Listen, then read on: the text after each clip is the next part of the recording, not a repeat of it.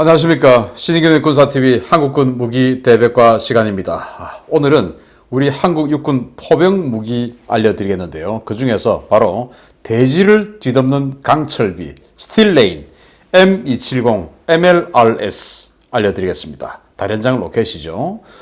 그래서 우리 한국 육군이 가지고 있는 모든 포병 무기 중에서 가장 강력한 무기였다가 최근에 천무 개발되는 바람에 넘버 2로 밀리긴 했습니다만은 어쨌든 현존 최강의 다련장 로켓임에는 부인할 수 없는 그 MLRS 알려드리겠습니다. 자, 1차 북핵 위기 그리고 서울 불바다 쇼크가 터졌죠. 바로 1994년도인데요. 이때 북한이 NPT 탈퇴하고 IAEA 사찰 거부하고 이렇게 해서 핵 개발한다라고 되어서 미국 클린턴 정부가 북한을 폭격하고 북한을 공격하려고 했습니다. 이때 남북 고위급 실무저촉을 판문점에서 할 때 북측 대표인 박영수가 그들이 이제 벼랑 끝 전술로 나가야 되죠. 미국이 공격하면 그냥 사실은 멸망하는 거니까 이때 북한은 거의 숨만 딱 붙어 있는 그런 상황이었으니까 큰일 났다 해서 일단 한국에게 블러핑을 좀 하자 해서 한국에게 협박을 합니다. 여기서 서울이 멀지 않습니다. 전쟁이 일어나면 불바다가 되고 말아요. 송 선생도 아마 살아남기 어려울게요. 이렇게 협박을 합니다. 이게 이제 KBS, MBC, 9시 뉴스에 다 나와버립니다. 서울이 완전 패닉이 됐죠. 사재기 열풍, 전쟁 날 것 같으니까. 이렇게 되었는데 이때 이제 우리 군이 큰일 났다. 이거 우리 한국군이 북한이 정말로 서울 불바다 한다고 서울에 쏘았을 때 이거를 1탄은 맞는데 2탄은 제압할 수 있나? 안 된다. 라고 된 것이에요. 왜냐? 화력 격차가 워낙 컸어요. 당시만 해도. 그래서 우리 한국 육군 군단에서 가지고 있던 군단 포병 구룡이죠. 구룡 다련장 로켓. 이 구룡 다련장 로켓은 130mm, 131mm 이런 로켓인데 36연장 그리고 최대 사거리 36km인데 이 구경이 130mm다 보니까 큰 화력 제압 효과가 좀 약한 겁니다. 그 사거리가 좀 짧죠. 그런데 북한은 이 M1985 1985년에 처음 식별된 M1985는 12연장 그리고 1991년도에 처음 식별된 M191은 22연장 그런데 240mm예요. 당연히 130mm보다 훨씬 더 굵기 때문에 당연히 폭약이 많이 들어가실 테고 위력이 더 강하겠죠. 그리고 사거리가 처음에는 40km 이상, 나중에는 65km, 그 나중에는 80km, 나중에 100km까지 증가를 했어요. 그래서 아주 장사정포, 그래서 장사정포 나온 겁니다. 그 장사정포로 서울 불바다 때리겠다. 이렇게 해버리니까 야 이거 우리가 1탄을 맞고 2탄을 과연 제압할 수 있을까? 안 되겠는데. 그럼 어떻게 해야 돼? 빨리 저 북한 포병 서울 불바다 한다는 저 장사정포를 제압할 수 있는 무기가 있어야 되겠다. 라고 육군은 생각하게 된 겁니다. 그래서 그럼 뭐 하지? 보니까 당시 1991년도 걸프전을 할 때 이라크군이 스틸레인이라고 해서 완전히 공포에 빠졌던 그 무기 M270 MLRS가 눈에 딱 들어온 겁니다. MLRS가 뭐냐면은 M은 멀티플 그리고 런치 로켓 시스템 그래서 다련장 로켓이다 이 말이죠. 별명은 스틸레인 강철의 잎이다. 그래서 강철비라는 영화도 나오지 않습니까? 그래서 하늘에서 강철비가 쏟아지네 너무 무서워. 그래서 이 MLRS만 쏘면 그냥 이라크군이 항복하고 이렇게 된 거죠. 그래서 우리 군이 그래 저거다 적을 찾아 이렇게 된 겁니다. 자 그러면은 강철비는 왜 강철비냐? 바로 이겁니다. 이게 MLRS에 들어가는 자탄 M77이라고 하는 자탄인데요.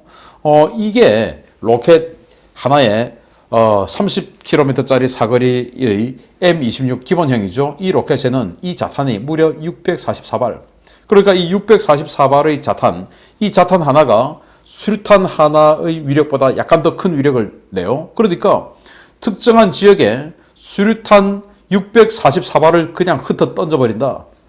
이런 생각을 하면 정말 끔찍하죠. 그래서 보병 입장에서는 너무나 끔찍한 그런 무기였다. 그래서 이 로켓 하나가 200m 곱하기 100m 정도의 그런 면적을 초토화시킬 수 있는 능력이 되는데 그런데 MLRS 한 묶음에 로켓이 12발이 묶여 있으니까 이걸 축구장 12개의 면적을 한 번에 초토화시킬 수 있는 면적 아니냐. 그래서 MLRS 그러면 축구장 12개 면적을 초토화 이렇게 등식이 성립되는 것이죠. 그리고 30km가 사거리가 좀 짧다. 그래서 최근에 우리 K9 자주포 다 40km 이상이니까 기본 40km니까 이거 사거리 좀 연장하자 해서 이 자탄 숫자를 조금 줄이고 연료를 조금 더 많이 집어넣은 그런 로켓을 만들었죠. 그게 M26A1인데 이게 사거리가 45km, 자탄은 518발. 그래서 자탄을 한 130개 정도를 줄이고 사거리를 15km 정도 더 확보를 한 겁니다. 이게 이제 괜찮죠. 45km니까. 자, 이렇게 해서 축구장 12개 정도를 초토화시킬 수 있는 강철 비가 쏟아진다. 수류탄이 그냥 뭐 비처럼 쏟아진다 해서 스틸 레인입니다. 이걸 우리가 1995년도에 소요 제기를 합니다. M270A1 버전인데요. 그리고 1998년도에 계약을 체결하고 99년도에 도입을 합니다. 98년도 어떤 시대입니까? 바로 IMF 시대죠. 그럼에도 불구하고 서울 불바다는 막아야 되기 때문에 이 MLR리스 사업은 IMF에도 좌절되지 않고 그대로 진행되어서 신속하게 도입돼서 들어오는데요. 재원을 한번 보면 길이는 6.86m 그리고 폭은 2.97m, 전투 중량은 24.95톤, 500마력짜리 디젤 엔진이 들어갑니다. 그리고 도로 기준으로 시속 63km의 속도고요. 캐니스터가 6발 로켓 들어가는 캐니스터 2개를 집어넣을 수 있습니다. 그래서 총 12발의 로켓을 쏠 수가 있죠. 승무원은 사격반장, 조종수, 사수 이렇게 해서 3명이 승무원이고요. 화력은 227mm 로켓을 쐈을 때 유견장 캐니스터 2발 해서 12개, 그리고 이렇게 해서 유견장 해서 12발을 넣죠. 그런데 이 유견장 하나 대신 에이테킴스라고 하는 전술지대지 미사일을 집어넣을 수 있습니다. 한 발. 그래서 에이테킴스 미사일을 집어넣으실 경우에는 2발의 에이테킴스를 각각 하나씩 꽂을 수 있습니다. 그래서 2발의 에이테킴스 미사일을 쏘든지 아니면 12발의 227mm 로켓을 쏘든지 이렇게 해서 선택해서 공격을 할 수 있는 무기가 바로 M270A1이고 이걸 이제 록히드 마틴에서 만들었습니다. 당시 우리 한국군이 이걸 도입할 때 대당 한 88억, 그러니까 지금으로부터 20여 년 전에 88억 원짜리를 도입했으니까 정말 어마어마하게 비싼 그런 무기체계였죠. 자, 그래서 이게 아까 말씀드린 에이테킴스와 조를 이루어서 하는데 여기 지금 쑥 나오는 이 하얀색 이게 에이테킴스 미사일이에요. 에이테킴스는 뭐냐? 바로 MGM 140이라고 하는 제식명을 가지고 있고 여기 에이테킴스는 이니셜이죠. 그래서 Army Tactical Missile System, 그래서 육군 전술 미사일이다 라고 하는 것이죠. 이 에이테킴스는 이것도 역시 두 가지 버전이 있습니다. 블락 1이 있고 블락 1A 버전이 있는데 블락 1은 기본형인데 사거리가 짧아요. 165km 날아가는 미사일인데 여기에 자탄이 950발 들어갑니다. 아까 227mm 로켓에는 자탄이 644개가 들어갔죠. 여기는 950발이 들어가니까 훨씬 더 살상력이 크겠죠.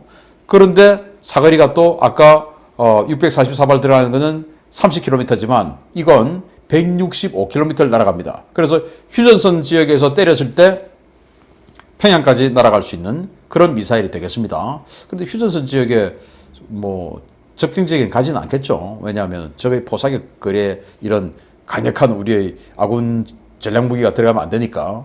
그래서 야 이거 165km 가지고는 휴전선 근방에는 들어갈 수 없고 조금 페바로 좀 나와야 되는데 그러면 이게 평양을 때릴 수 없다. 그러니까 우리는 더 사거리가 긴 탄이 필요하다. 그래서 블락 1A 300km짜리 이거 도입하자 해서 당시 미사일 사거리 협정 풀고 미국이 이걸 제공해준 조건으로 미사일 사거리 180km에 묶여있던 걸 또 풀어줬죠. 300km로. 왜? 이게 300km니까. 그렇게 해서 이 미사일을 또 110발을 도입합니다. 그런데 300km지만 거리를 확보하기 위해서 연료를 당연히 더 많이 집어넣겠죠. 130km 정도 더 날아가기 위해서. 그러다 보니까 자탄을 왕창 줄였어요. 자탄은 275발. 275발의 자탄이다 보니까 사상력은 확 떨어집니다. 그렇지만 어쨌든 멀리까지 때릴 수 있는 능력을 가지고 있다라는 건데 이게 이제 자탄으로 공격하는 그런 시스템이다 보니까 뭐 벙커버스터 또는 강력한 고폭탄 이거하고는 좀 거리가 있죠. 그래서 밖에 나와 있는 어떤 소프트 스킨 차량, 그러니까 뭐 승용차라든지 찝차라든지 이런 장갑이 아주 칠판이 얇은 이런 차량들, 트럭들 이런 것들을 때릴 수 있고 그리고 나와 있는 병사들, 사람들을 때릴 수가 있죠. 그런데 참호 속에 들어간다든지 건물 속에 들어간다든지 아니면 탱크 안에 들어간다든지 이건 좀 힘들죠. 그런 제한사항은 있습니다. 그래서 우리 천무가 대단한 겁니다.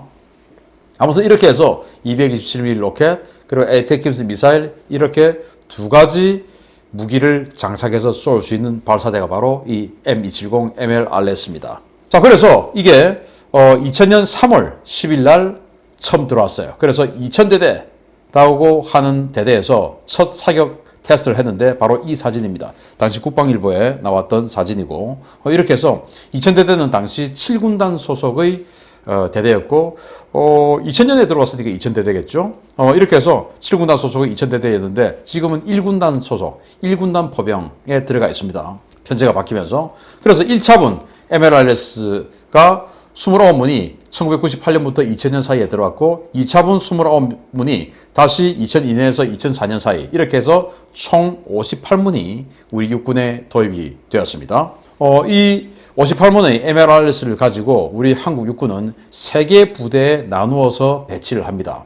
첫째, 원래 2000대대가 여기 지금 2000대대죠. 7군단에 있었지만 편제를 바꾸면서 1군단으로 옮깁니다. 그렇게 해서 제1군단의 1포병 여단에 들어갑니다. 그래서 2000포병대대에 2개 사격대가 있는데 좀 일반 포병하고 다르죠. 일반 포병은 한 개 대대에 포 18문이 있습니다. 대대장 중령이죠. 그리고 그 18문을 6개씩 쪼갭니다. 그래서 한 개 포대라고 하죠. 중대가 아니고 여기는 포대에 중대장 대신 포대장이라고 있는데 대위가 포대장을 합니다. 그렇게 해서 뭐 K9 자주포든 뭐든 6문을 운용하는 그 중대장 격인 포대장이 3명이 있어요. 이게 이제 한 개 대대입니다.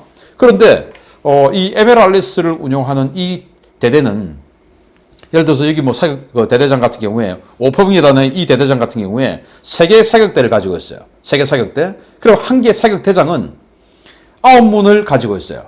대대장은 27문을 가지고 있죠. 한 개 사격대장은 9문을 가지고 있는데 그 9문을 가지고 있는 사격대장은 소령입니다. 대대장은 중령이죠. 소령이고 그 소령은 3문을 통제하는 포대장을 또 가지고 있어요. 그러면 그 포대장은 또 대위죠. 나머지 뭐 K9 자주포나 이런 것들처럼. 그래서 일반 포병들은 중령인 대대장 아래에 바로 대위인 포대장들이 들어가는데 여기는 중간에 소령인 사격대장이 들어가요.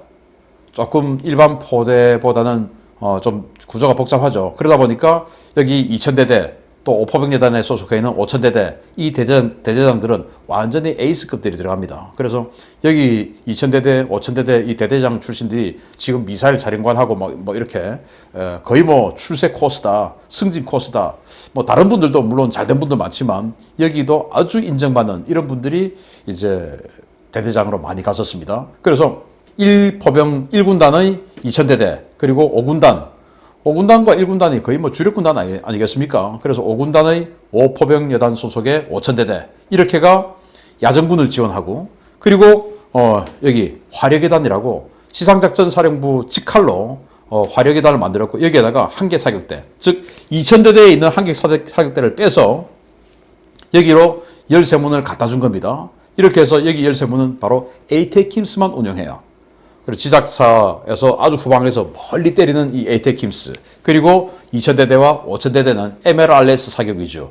그래서 우리가 뭐 2000대대 1포병여단 그러면 1군단 야에 있는 뭐 1사단이다, 9사단이다, 30사단이다 이런 사단들을 지원하는 임무를 가지고 있고 5포병여단 그러면 5군단 예하에 있는 3사단, 6사단 뭐 이런 부대를 지원하는 그런 임무를 가지고 있는데 이 MLRS는 그게 아니고 인접해 있는 6군단, 수도군단 여기를 2000대대는 지원하고 여기 역시 인접해 있는 6군단, 3군단, 7군단 다 지원해요.